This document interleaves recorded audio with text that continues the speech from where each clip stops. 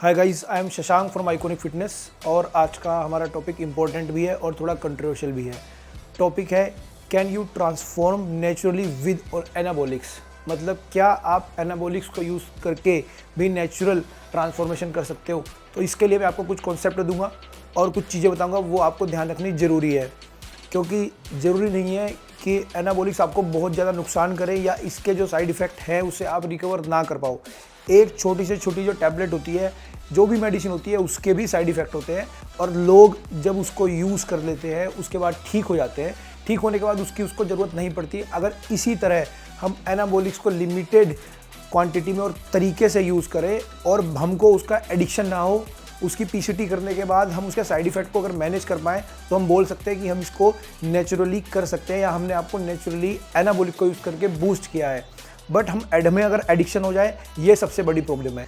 और एक बात आपको ध्यान रखनी है, ये जो मैं आपको बता रहा हूँ ट्रांसफॉर्मेशन नेचुरली अगर आप एनाबॉलिक से करना चाहते हो, ये सिर्फ उन लोगों के लिए है जो रेगुलर एक्सरसाइजर हैं। ये उनके लिए नहीं है जो 3-4 महीने एक्सरसाइज कर देते हैं और छोड़ देते हैं। अगर आप बिल्कुल कंटिन्यू 8 साल 10 साल 15 साल आप बिल्कुल कंटिन्यू कर रहे हो या करने वाले हो, आपने अपना मन बनाया हुआ है, तभी इस चीज़ पे जाओ। रखना है, मैं कुछ प्रूफ नहीं कर रहा हूँ या ऐसा नहीं कर रहा हूँ कि आपको एनाबॉलिक यूज़ करना चाहिए। जिन जो लोग यूज़ कर रहे हैं या अपना परफॉर्मेंस बढ़ाना चाहते हैं, उनके लिए हो सकता है ये इन्फॉर्मेशन इंपॉर्टेंट हो। तो वीडियो को सही से देखिए। तो स्टार्ट करते हैं हमारा टॉपिक, क्या हम नेचुरली ट्रांसफॉर्म कर सकते हैं विद एनाबॉलिक्स। देखो, सबसे पहले तो आपको ये समझना पड़ेगा कि ये कॉन्सेप्ट है क्या। आपको अगर कोई भी प्रॉब्लम है, जैसे कि आपको सर्दी जुकाम हुआ है या आपका SGOT SGPT बढ़ा हुआ है, लीवर में कोई 19-20 थोड़ी बहुत प्रॉब्लम है, या आपको कोई भी बीमारी के लिए दवाई यूज़ करनी पड़ती है, तो आप उसका यूज़ करने के बाद उसको छोड़ देते हो, ना कि उसको रेगुलर यूज़ करते हो। रेगुलर यूज़ आप कोई भी मेडिसिन का करोगे, किसी भी मेडिसिन का, तो आपको उसका एडिक्शन हो जाएगा और उसके बिना आप सर्वाइव नहीं कर पाओगे। सेम कॉन्सेप्ट है स्टेरॉइड। स्टेरॉइड जो यूज़ होता था और अभी भी होता है, उन लोगों के लिए होता है जिनके साथ बहुत क्रिटिकल कंडीशन है, जो एक ओल्ड एज में पहुंच चुके हैं, बोन मास नहीं गेन कर पा रहे हैं, जिनको अस्थमा है, या फिर किसी के साथ ऐसी कंडीशन है कि वो लाइफ के लिए सर्वाइव नहीं कर पा रहा है, उसके पास एनर्जी स्टोर नहीं है, उसके साथ डिजीज़ ऐसी हो गई है कि वो अपनी बॉडी को सही से ग्रो नहीं कर पा रहा है, मसल मास, बोन मास और बहुत सारे सिम्टम हैं, वो उनसे रिकवर नहीं कर पा रहा है। तो ऐसी क्रिटिकल कंडीशन में ये स्टेरॉइड का यूज़ हुआ करता था। बाद में बॉडी बिल्डर्स ने इनको यूज़ करना स्टार्ट किया और उनको बहुत अमेजिंग रिजल्ट मिले। प्रॉब्लम ये हुई कि वो इसके एडिक्टेड होने लगे, बार बार इसका यूज़ करने लगे। एक मेडिसिन को उन्होंने एक ड्रग की तरह यूज़ करना स्टार्ट कर दिया। तो आज के वीडियो में हम बात करेंगे कि अगर आप इसको अब अपने आप को नेचुरली बूस्ट करना चाहते हो, अगर हेल्प लेना चाहते हो आप एनाबॉलिक से, तो क्या तरीका है कि आप अपने आप को सेफ रखते हुए आप इनका यूज़ कर सकते हो। दोबारा बोल देता हूँ, आपको यूज़ करना नहीं सिखा रहा हूँ, जो यूज़ कर रहे हैं लोग ऑलरेडी या कोई अपना परफॉर्मेंस बढ़ाना चाहता हूँ, उसके लिए ये इंपॉर्टेंट इन्फॉर्मेशन हो सकती है।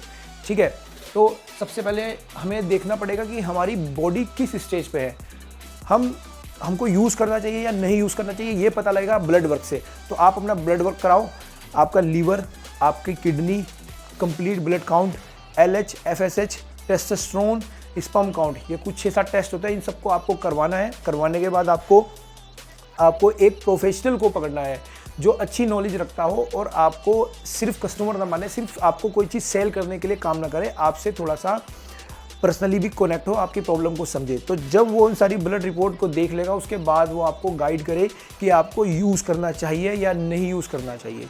तो सबसे पहले हो गया आपका ब्लड वर्क। सेकंड आया हमारा एज फैक्टर। एज फैक्टर बहुत इंपॉर्टेंट है।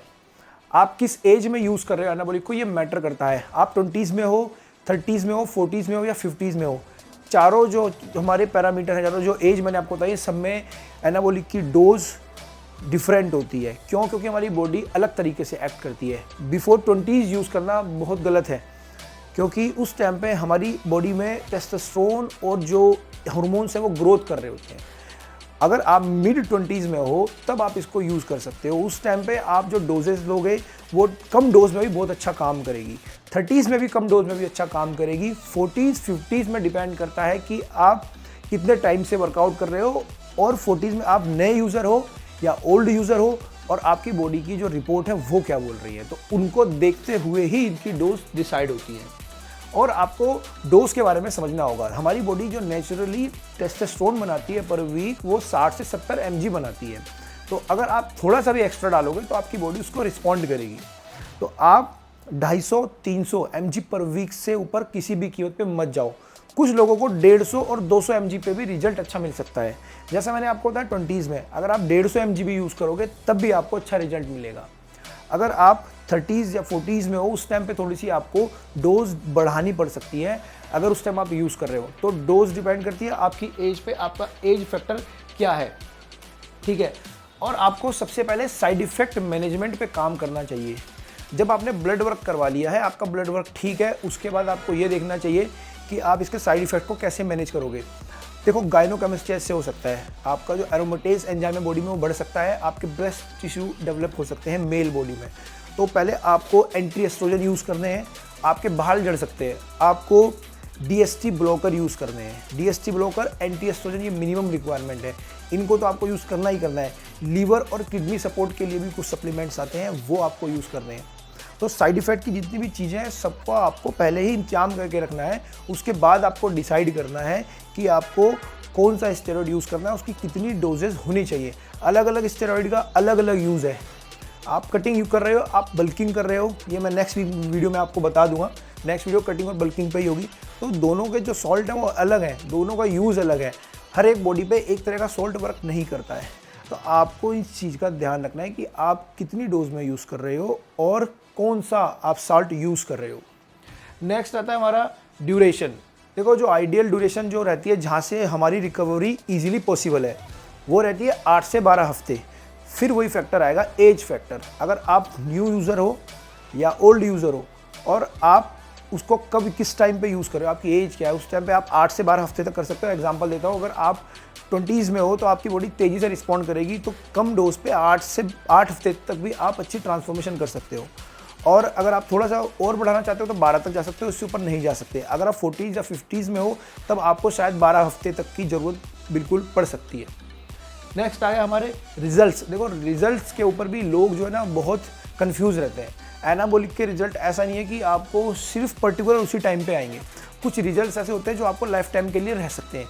जैसे स्ट्रेंथ, अगर आपने एक पर्टिकुलर टाइम पे स्ट्रेंथ गेन की है, चाहे एनाबॉलिक से की हो, वो आपकी माइंड में सेव हो जाएगी, आपका ब्रेन उसको समझता है, इसको बोलते हैं मसल मेमोरी। आप लेटर लाइफ में भी उतनी स्ट्रेंथ को गेन कर सकते हो। और अगर आप अच्छी स्ट्रेंथ गेन कर सकते हो, आप अच्छा BMR भी बना सकते हो। आपका BMR हाई है, अच्छी स्ट्रेंथ आपके पास है, तो आप किसी भी एज में आप फैट बर्न कर सकते हो, लीन बॉडी आपके पास हो सकती है अगर आपके पास स्ट्रेंथ है। अपीयरेंस मैटर करता है कि आप कितना हार्ड वर्क करते हो। जरूरी नहीं है कि 8 से 12 हफ्ते में आपका अपीयरेंस एकदम से बढ़िया हो जाए, बट नेचुरली अगर हम बात करें कि आपको अपने आप को पुश नहीं करना ज़्यादा, आप नेचुरली इसको करना चाहते हो, तो आप 8 से 12 हफ्ते से ऊपर किसी कीमत पे ना जाओ। आपको जो करना है 8 से 12 के हफ्ते के अंदर अपना इंप्रूवमेंट रखो। उसके बाद का जो प्रोसेस है वो मैं आपको बता रहा हूँ। फिर उस प्रोसेस पे अगर आप रहोगे तो आपकी बॉडी में जो रिजल्ट्स आए हैं वो रहेंगे, लंबे टाइम तक रहेंगे। हो सकता है थोड़ा बहुत नीचे जाए, बट बाई प्रैक्टिस आप उसको रिटेन कर सकते हो। तो उसके बाद आता है हमारा PCT। जब आपने 8 से 12 हफ्ते की साइकिल रन कर ली है और जो भी आपकी स्ट्रेंथ गेन हुई है या आपका मसल मास गेन हुआ है, आप उस पे ही रहो, उसी से संतुष्ट रहो और PCT कर लो। PCT करने के बाद आपको दोबारा से अपनी ट्रांसफॉर्मेशन पे ध्यान देना है नेचुरली। PCT करने में आपको लगभग 1 महीना लगेगा। उसके बाद आप फोकस करो कि जो आपने स्ट्रेंथ गेन करी थी, जो आपने मसल मास गेन किया था, उसको रिटेन करने के लिए आप सप्लीमेंट्स यूज़ करो, आप अच्छी डाइट फॉलो करो और अपना पूरा जोर लगाओ। तो जो रिजल्ट्स हैं वो कहीं ना कहीं रुके रहेंगे आपके। और आप थोड़ा 2-3 साल और अगर आप उसको रन करोगे और कंटिन्यू करोगे तो 2-3 साल में वो आपके रिजल्ट वापस आ जाएंगे। ऐसा नहीं है कि आपने जो गेन किया था या जो भी आपकी स्ट्रेंथ आई थी वो बिल्कुल ख़त्म हो जाएगी। आप थोड़ा सा वेट करो तो आपको वहाँ पे भी बेनिफिट होगा। नेक्स्ट होगा हमारा कि आफ्टर PCT जो होता है आपको तब भी एक्सरसाइज को उसी तरह करना होता है, उसी जोश से करना होता है, उसी इंटेंसिटी से करना होता है। बहुत ज़्यादातर लोगों की प्रॉब्लम ये होती है कि जैसे ही उनकी साइकिल खत्म होती है वो बिल्कुल रिलैक्स पे आ जाते हैं। वो बोलते हैं मैं गेन कर रहा हूँ, उल्टा सीधा इधर उधर खाना स्टार्ट कर देते हैं, जिससे कि उनके जो गेन्स हुए या जो उनको रिजल्ट आए वो रिजल्ट ख़त्म हो जाते हैं। तो रिजल्ट ख़त्म नहीं होंगे अगर आपके एफर्ट्स ख़त्म नहीं होंगे। और जब आप PCT करवा लो उसके बाद आपको एक बार ब्लड वर्क और करवाना है। उस ब्लड वर्क को करवाना इसलिए इंपॉर्टेंट है क्योंकि एक बार आपको देखना है कि जहाँ से आपने स्टार्ट किया था वहाँ तक आप पहुँचे हो या नहीं पहुँचे हो। और अगर वहाँ तक नहीं पहुँचे हो तो नेचुरली आपको अपने आप को बूस्ट रखना है। अगर लीवर किडनी में अगर थोड़ा बहुत 19-20 कुछ रह रहा है तो आपको उसके लिए उसके जो सपोर्टर है या उसकी जो मेडिसिन है वो आपको यूज़ करनी पड़ेगी। और एक बात आपको ध्यान रखनी है, ये जो मैं आपको बता रहा हूँ ट्रांसफॉर्मेशन नेचुरली अगर आप एनाबॉलिक से करना चाहते हो, ये सिर्फ उन लोगों के लिए है जो रेगुलर एक्सरसाइजर हैं, ये उनके लिए नहीं है जो 3-4 महीने एक्सरसाइज कर देते हैं और छोड़ देते हैं। अगर आप बिल्कुल कंटिन्यू 8 साल 10 साल 15 साल आप बिल्कुल कंटिन्यू कर रहे हो या करने वाले हो, आपने अपना मन बनाया हुआ है, तभी इस चीज़ पे जाओ। और एक बहुत इंपॉर्टेंट चीज़ कि आप अगर एनाबॉलिक साइकिल इस तरह रन कर रहे हो तो आपको कितनी बार करनी चाहिए। देखो 5 से 6 साल में एक बार आप साइकिल रन कर सकते हो, क्योंकि जब आप साइकिल रन करोगे, आप पीसीटी करोगे तो नेचुरली 1-1.5 साल में आपका रिकवर सब कुछ हो जाएगा। आपकी बॉडी बिल्कुल भूल जाएगी उस चीज़ को, जो भी थोड़ा बहुत डैमेज हुआ होगा वो सारा रिकवर हो जाएगा। उसके बाद आप 2-3 साल और वेट करो और अपने ब्लड वर्क करो, 5 से 6 साल आप लो, उसके बाद दूसरी साइकिल यूज़ करो। और अगर आप नहीं करते हो दूसरी साइकिल यूज़ तो बहुत अच्छी बात है। ज़्यादा से ज़्यादा आप क्या कर सकते हो कि आप 2 से 3 बार लाइफ टाइम में इसको यूज़ करो और एक इसको वेपन की तरह यूज़ करो। आप इसको ऐसे में यूज़ करो कि आप 24 घंटे अपने साथ ही रख रहे हो इसको, 24 घंटे आप लगे हुए हो, आप 12-12 महीने लगे हुए हो, हर साल यूज़ कर रहे हो। 5-6 साल में आप एक बार यूज़ कर सकते हो, या फिर आप एक बार यूज़ करके उसको लाइफ टाइम के लिए अवॉइड कर सकते हो। अपना परफॉर्मेंस बढ़ाओ और उस पर स्टिक रहो। मिलते हैं नेक्स्ट वीडियो में। Thank you so much.